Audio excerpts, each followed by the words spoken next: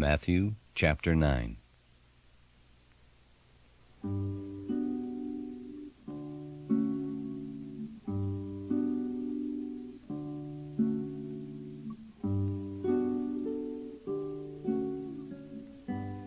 Jesus stepped into a boat, crossed over, and came to his own town. Some men brought to him a paralytic lying on a mat. When Jesus saw their faith, he said to the paralytic, "Take heart, son, your sins are forgiven." At this, some of the teachers of the law said to themselves, "This fellow is blaspheming." Knowing their thoughts, Jesus said, "Why do you entertain evil thoughts in your hearts? Which is easier to say, 'Your sins are forgiven,' or to say, 'Get up and walk'? But so that you may know that the Son of Man has authority on earth to forgive sins." Then he said to the paralytic, "Get up, take your mat, and go home." And the man got up and went home. When the crowd saw this, they were filled with awe, and they praised God, who had given such authority to men. As Jesus went on from there, he saw a man named Matthew sitting at the tax collector's booth. "Follow me," he told him, and Matthew got up and followed him. While Jesus was having dinner at Matthew's house, many tax collectors and sinners came and ate with him and his disciples. When the Pharisees saw this, they asked his disciples, "Why does your teacher eat with tax collectors and sinners?" On hearing this, Jesus said, "It is not the healthy who need a doctor, but the sick. But go and learn what this means. I desire mercy, not sacrifice. For I have not come to call the righteous, but sinners." Then John's disciples came and asked him, "How is it that we and the Pharisees fast, but your disciples do not fast?" Jesus answered, "How can the guests of the bridegroom mourn while he is with them? The time will come when the bridegroom will be taken from them. Then they will fast.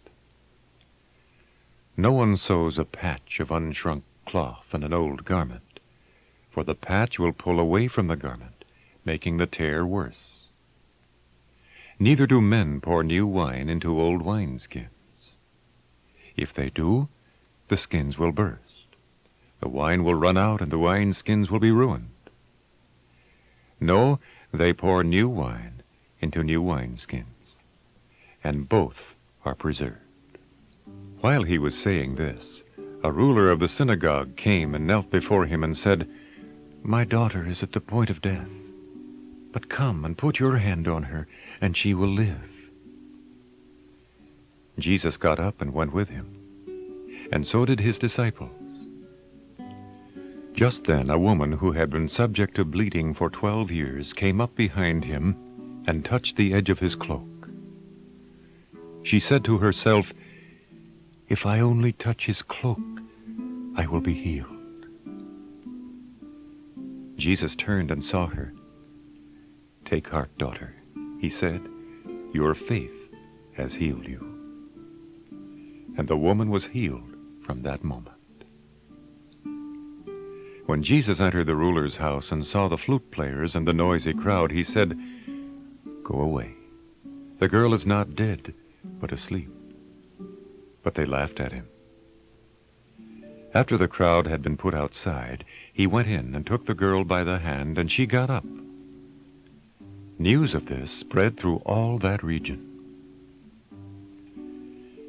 As Jesus went on from there, 2 blind men followed him, calling out, "Have mercy on us, Son of David." When he had gone indoors, the blind men came to him, and he asked them, "Do you believe that I am able to do this?" "Yes, Lord," they replied. Then he touched their eyes and said, "According to your faith will it be done to you." and their sight was restored. Jesus warned them sternly, "See that no one knows about this." But they went out and spread the news about him all over that region. While they were going out, a man who was demon-possessed and could not talk was brought to Jesus. And when the demon was driven out, the man who had been dumb spoke. The crowd was amazed and said, "Nothing like this has ever been seen in Israel." But the Pharisees said, "It is by the prince of demons that he drives out demons." Jesus went through all the towns and villages, teaching in their synagogues, preaching the good news of the kingdom, and healing every kind of disease and sickness. When he saw the crowds, he had compassion on them, because they were harassed and helpless, like sheep without a shepherd. Then he said to his disciples, "The harvest is plentiful, but the workers are few. Ask the Lord of the harvest, therefore, to send out workers into his harvest field." Chapter 10. He called his 12 disciples to him and gave them authority to drive out evil spirits and to cure every kind of disease and sickness.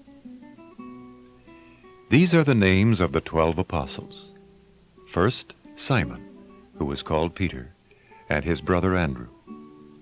James, son of Zebedee, and his brother John. Philip and Bartholomew. Thomas and Matthew the tax collector. James, son of Alphaeus, and Thaddeus. Simon the zealot, and Judas Iscariot, who betrayed him. These 12 Jesus sent out with the following instructions. Do not go among the Gentiles, or enter any town of the Samaritans. Go rather to the lost sheep of Israel. As you go, preach this message: the kingdom of heaven is near. Heal the sick, raise the dead, cleanse those who have leprosy, drive out demons.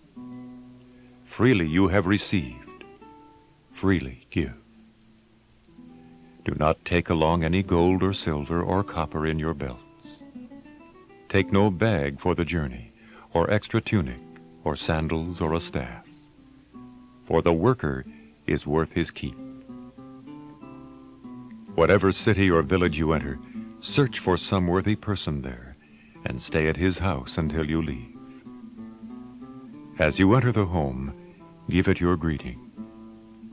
If the home is deserving, let your peace rest on it. If it is not, let your peace return to you.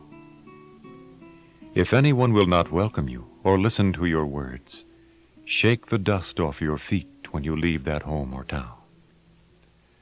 I tell you the truth, it will be more bearable for Sodom and Gomorrah on the day of judgment than for that town. I am sending you out like sheep among wolves. Therefore, be as shrewd as snakes and as innocent as doves. But be on your guard against men. They will hand you over to the local councils and flog you in their synagogues. On my account, you will be brought before governors and kings as witnesses to them and to the Gentiles. But when they arrest you, do not worry about what to say or how to say it. At that time, you will be given what to say. For it will not be you speaking, but the Spirit of your Father speaking through you. Brother will betray brother to death, and a father his child. Children will rebel against their parents and have them put to death. All men will hate you because of me. But he who stands firm to the end will be saved. When you are persecuted in one place, flee to another. I tell you the truth, you will not finish going through the cities of Israel before the Son of Man comes. A student is not above his teacher, nor a servant above his master. It is enough for the student to be like his teacher, and the servant like his master. If the head of the house has been called Beelzebub, how much more the members of his household? So do not be afraid of them. There is nothing concealed that will not be disclosed, or hidden that will not be made known. What I tell you in the dark, speak in the daylight. What is whispered in your ear, proclaim from the housetops. Do not be afraid of those who kill the body, but cannot kill the soul. Rather, be afraid of the one who can destroy both soul and body in hell. Are not 2 sparrows sold for a penny? Yet not one of them will fall to the ground apart from the will of your Father. And even the very hairs of your head are all numbered. So don't be afraid. You are worth more than many sparrows. Whoever acknowledges me before men, I will also acknowledge him before my Father in heaven. But whoever disowns me before men, I will disown him before my Father in heaven. Do not suppose that I have come to bring peace to the earth. I did not come to bring peace, but a sword.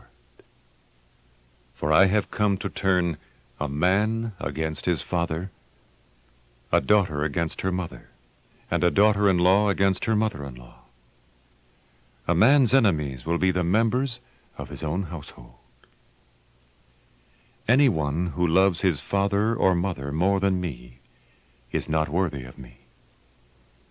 Anyone who loves his son or daughter more than me is not worthy of me. And anyone who does not take his cross and follow me is not worthy of me.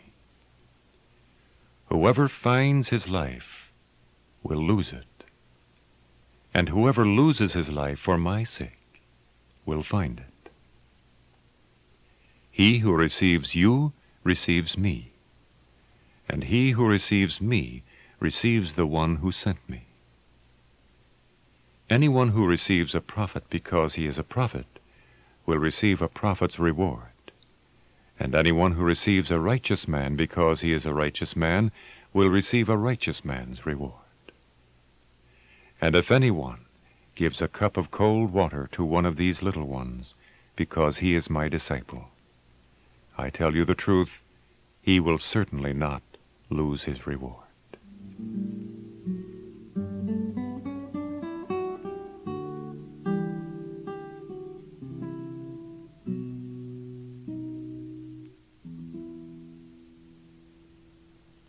Chapter 11. After Jesus had finished instructing his 12 disciples, he went on from there to teach and preach in the towns of Galilee. When John heard in prison what Christ was doing, he sent his disciples to ask him, "Are you the one who was to come, or should we expect someone else?" Jesus replied, "Go back and report to John what you hear and see. The blind receive sight, the lame walk. Those who have leprosy are cured, the deaf hear, the dead are raised, and the good news is preached to the poor. Blessed is the man who does not fall away on account of me." As John's disciples were leaving, Jesus began to speak to the crowd about John.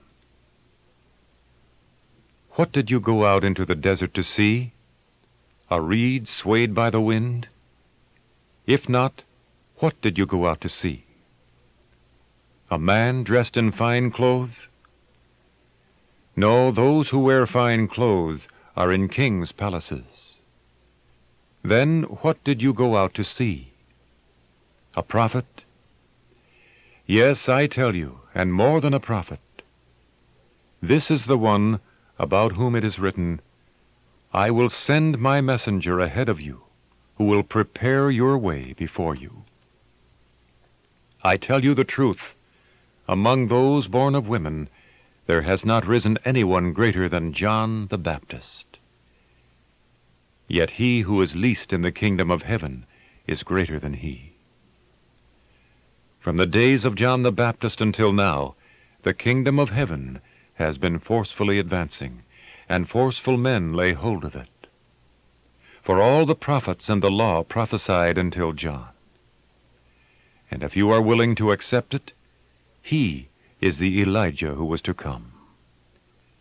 He who has ears, let him hear. To what can I compare this generation? They are like children sitting in the marketplaces and calling out to others, "We played the flute for you, and you did not dance. We sang a dirge, and you did not mourn." For John came neither eating nor drinking, and they say, "He has a demon." The Son of Man came eating and drinking, and they say, "Here is a glutton and a drunkard, a friend of tax collectors and sinners." But wisdom is proved right by her actions.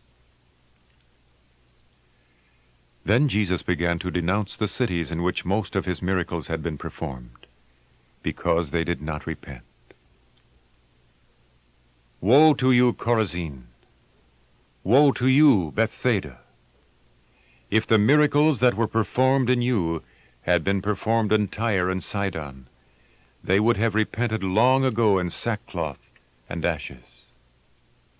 But I tell you, it will be more bearable for Tyre and Sidon on the day of judgment than for you. And you, Capernaum, will you be lifted up to the skies? No, you will go down to the depths. If the miracles that were performed in you had been performed in Sodom, it would have remained to this day. But I tell you that it will be more bearable for Sodom on the day of judgment than for you." At that time Jesus said, "I praise you, Father, Lord of heaven and earth, because you have hidden these things from the wise and learned, and revealed them to little children. Yes, Father, for this was your good pleasure. All things have been committed to me by my Father. No one knows the Son except the Father, and no one knows the Father except the Son, and those to whom the Son chooses to reveal him. Come to me, all you who are weary and burdened, and I will give you rest.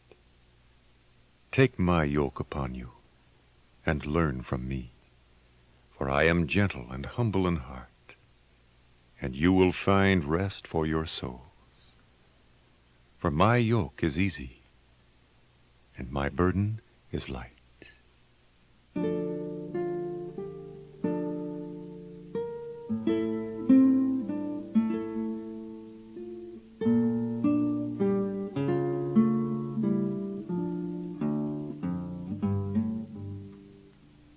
Chapter 12. At that time, Jesus went through the grain fields on the Sabbath. His disciples were hungry and began to pick some heads of grain and eat them. When the Pharisees saw this, they said to him, "Look, your disciples are doing what is unlawful on the Sabbath." He answered, "Haven't you read what David did when he and his companions were hungry? He entered the house of God, and he and his companions ate the consecrated bread, which was not lawful for them to do, but only for the priests. Or haven't you read in the law that on the Sabbath the priests in the temple desecrate the day and yet are innocent? I tell you that one greater than the temple is here. If you had known what these words mean, I desire mercy, not sacrifice, you would not have condemned the innocent. For the Son of Man is Lord of the Sabbath."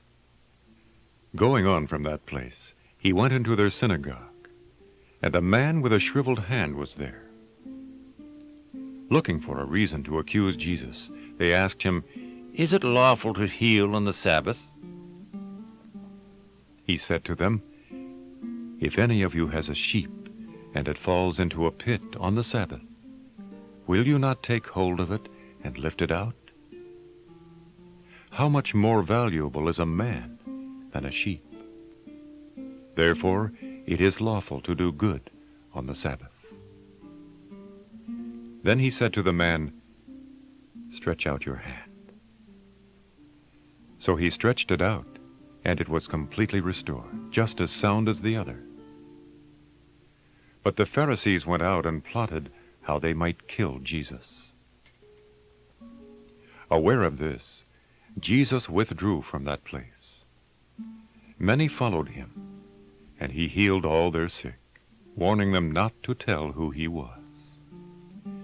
This was to fulfill what was spoken through the prophet Isaiah. Here is my servant whom I have chosen, the one I love and in whom I delight.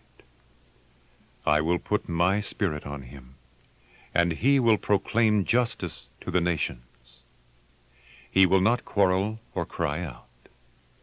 No one will hear his voice in the streets. A bruised reed he will not break, and a smoldering wick he will not quench, till he leads justice to victory. In his name the nations will put their hope.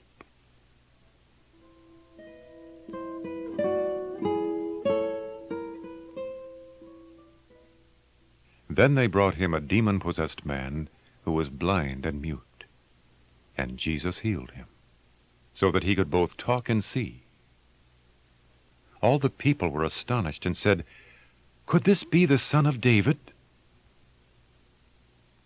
But when the Pharisees heard this, they said, It is only by Beelzebub, the prince of demons, that this fellow drives out demons. Jesus knew their thoughts and said to them, Every kingdom divided against itself will be ruined, and every city or household divided against itself will not stand. If Satan drives out Satan, he is divided against himself. How then can his kingdom stand? And if I drive out demons by Beelzebub, by whom do your people drive them out? So then they will be your judges. But if I drive out demons by the Spirit of God, then the kingdom of God has come upon you.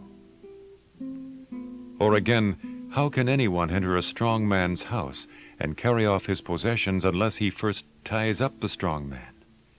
Then he can rob his house.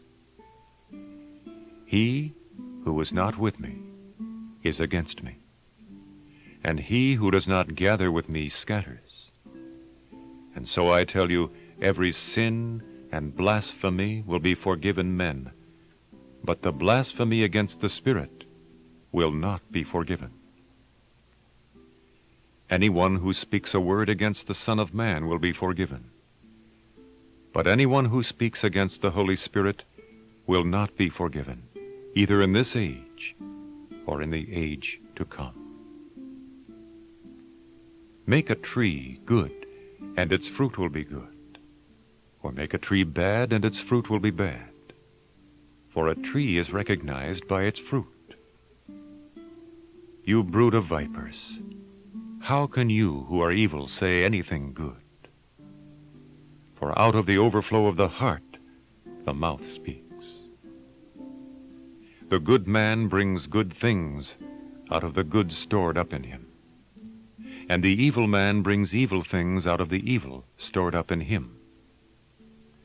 But I tell you that men will have to give account on the day of judgment for every careless word they have spoken. For by your words you will be acquitted, and by your words you will be condemned. Then some of the Pharisees and teachers of the law said to him, Teacher, we want to see a miraculous sign from you. He answered, A wicked and adulterous generation asks for a miraculous sign, but none will be given it, except the sign of the prophet Jonah. For as Jonah was 3 days and 3 nights in the belly of a huge fish, so the Son of Man will be 3 days and 3 nights in the heart of the earth. The men of Nineveh will stand up at the judgment with this generation and condemn it, for they repented at the preaching of Jonah. And now one greater than Jonah is here. The queen of the south will rise at the judgment with this generation and condemn it. For she came from the ends of the earth to listen to Solomon's wisdom. And now one greater than Solomon is here. When an evil spirit comes out of a man, it goes through arid places seeking rest and does not find it. Then it says, I will return to the house I left. When it arrives, it finds the house unoccupied, swept clean, and put in order. Then it goes and takes with it 7 other spirits, more wicked than itself. And they go in and live there. And the final condition of that man is worse than the first. That is how it will be with this wicked generation. While Jesus was still talking to the crowd, his mother and brothers stood outside, wanting to speak to him. Someone told him, Your mother and brothers are standing outside wanting to speak to you. He replied, Who is my mother, and who are my brothers? Pointing to his disciples, he said, Here are my mother and my brothers. For whoever does the will of my Father in heaven is my brother and sister and mother. Chapter 13. That same day, Jesus went out of the house and sat by the lake. Such large crowds gathered around him that he got into a boat and sat in it, while all the people stood on the shore. Then he told him many things in parables, saying, A farmer went out to sow his seed. As he was scattering the seed, some fell along the path, and the birds came and ate it up. Some fell on rocky places, where it did not have much soil. It sprang up quickly because the soil was shallow. But when the sun came up, the plants were scorched, and they withered because they had no root. Other seed fell among thorns, which grew up and choked the plants. Still other seed fell on good soil, where it produced a crop, 100, 60, or 30 times what was sown. He who has ears, let him hear.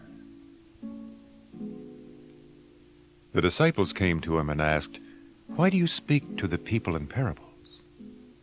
He replied, The knowledge of the secrets of the kingdom of heaven has been given to you, but not to them.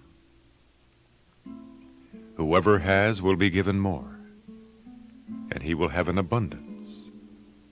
Whoever does not have, even what he has will be taken from him. This is why I speak to them in parables. Though seeing, they do not see. Though hearing, they do not hear or understand.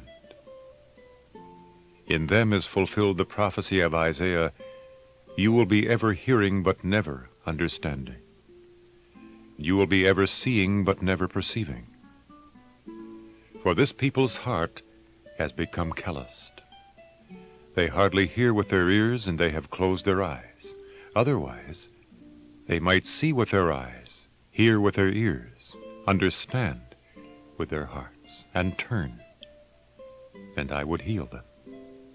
But blessed are your eyes because they see, and your ears because they hear. For I tell you the truth, many prophets and righteous men longed to see what you see, but did not see it, and to hear what you hear, but did not hear it. Listen then to what the parable of the sower means. When anyone hears the message about the kingdom and does not understand it, the evil one comes and snatches away what was sown in his heart. This is the seed sown along the path. What was sown on rocky places is the man who hears the word and at once receives it with joy. But since he has no root, he lasts only a short time. When trouble or persecution comes because of the word, he quickly falls away. What was sown among the thorns is the man who hears the word, but the worries of this life and the deceitfulness of wealth choke it, making it unfruitful. But what was sown on good soil is the man who hears the word and understands it. He produces a crop yielding 100, 60, or 30 times what was sown. Jesus told them another parable. The kingdom of heaven is like a man who sowed good seed in his field. But while everyone was sleeping, his enemy came and sowed weeds among the wheat and went away. When the wheat sprouted and formed heads, then the weeds also appeared. The owner's servants came to him and said, "Sir, didn't you sow good seed in your field? Where then did the weeds come from?" "An enemy did this," he replied. The servants asked him, "Do you want us to go and pull them up?" "No," he answered, "because while you are pulling the weeds, you may root up the wheat with them. Let both grow together until the harvest. At that time, I will tell the harvesters, first, collect the weeds and tie them in bundles to be burned. Then gather the wheat and bring it into my barn." He told them another parable. The kingdom of heaven is like a mustard seed, which a man took and planted in his field. Though it is the smallest of all your seeds, yet when it grows, it is the largest of garden plants and becomes a tree, so that the birds of the air come and perch in its branches. He told them still another parable. The kingdom of heaven is like yeast that a woman took and mixed into a large amount of flour until it worked all through the dough. Jesus spoke all these things to the crowd in parables, and he did not say anything to them without using a parable. So was fulfilled what was spoken through the prophet, "I will open my mouth in parables. I will utter things hidden since the creation of the world." Then he left the crowd and went into the house. His disciples came to him and said, "Explain to us the parable of the weeds in the field." He answered, "The one who sowed the good seed is the Son of Man. The field is the world, and the good seed stands for the sons of the kingdom. The weeds are the sons of the evil one, and the enemy who sows them is the devil. The harvest is the end of the age, and the harvesters are angels. As the weeds are pulled up and burned in the fire, so it will be at the end of the age. The Son of Man will send out his angels, and they will weed out of his kingdom everything that causes sin and all who do evil. They will throw them into the fiery furnace, where there will be weeping and grinding of teeth. Then the righteous will shine like the sun in the kingdom of their Father. He who has ears, let him hear." The kingdom of heaven is like treasure hidden in a field. When a man found it, he hid it again, and then in his joy went and sold all he had and bought that field. Again, the kingdom of heaven is like a merchant looking for fine pearls. When he found one of great value, he went away and sold everything he had and bought it. Once again, the kingdom of heaven is like a net that was let down into the lake and caught all kinds of fish. When it was full, the fishermen pulled it up on the shore. Then they sat down and collected the good fish in baskets, but threw the bad away. This is how it will be at the end of the age. The angels will come and separate the wicked from the righteous, and throw them into the fiery furnace, where there will be weeping and grinding of teeth. Have you understood all these things? Jesus asked. Yes, they replied. He said to them, Therefore, every teacher of the law who has been instructed about the kingdom of heaven is like the owner of a house who brings out of his storeroom new treasures, as well as old.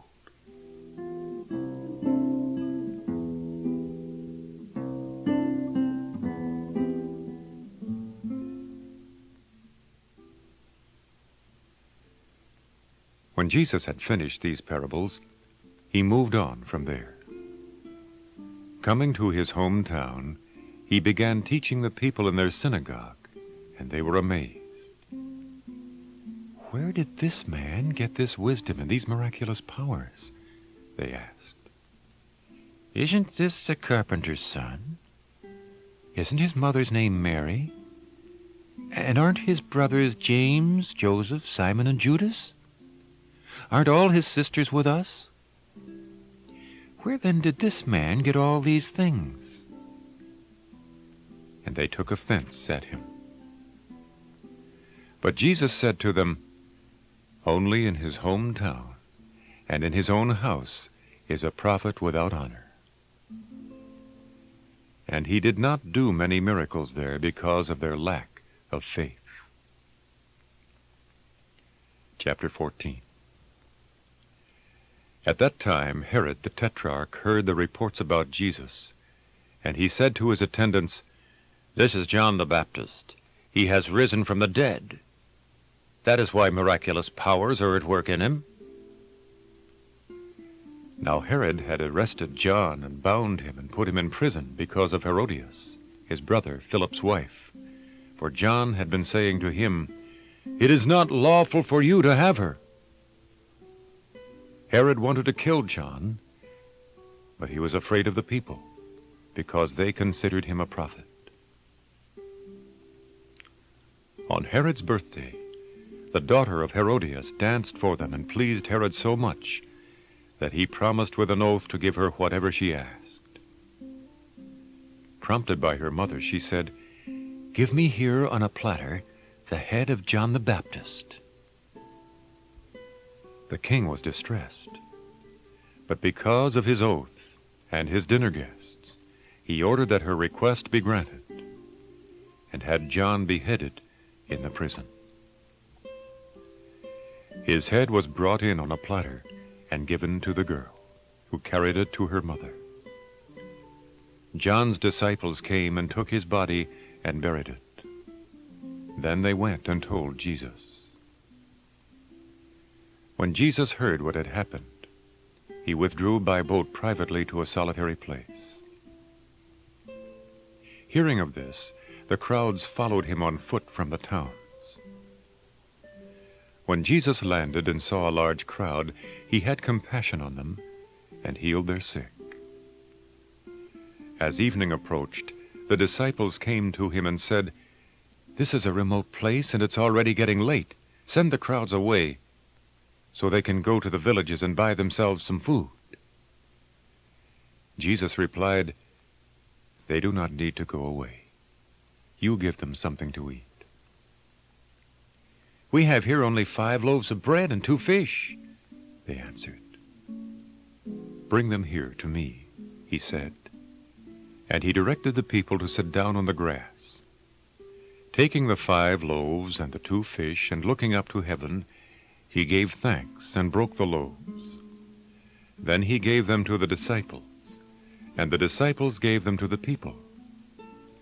They all ate and were satisfied, and the disciples picked up 12 basketfuls of broken pieces that were left over. The number of those who ate was about 5,000 men, besides women and children. Immediately Jesus made the disciples get into the boat and go on ahead of him to the other side, while he dismissed the crowd. After he had dismissed them, he went up into the hills by himself to pray.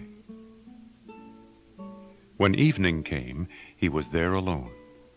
but the boat was already a considerable distance from land, buffeted by the waves because the wind was against it.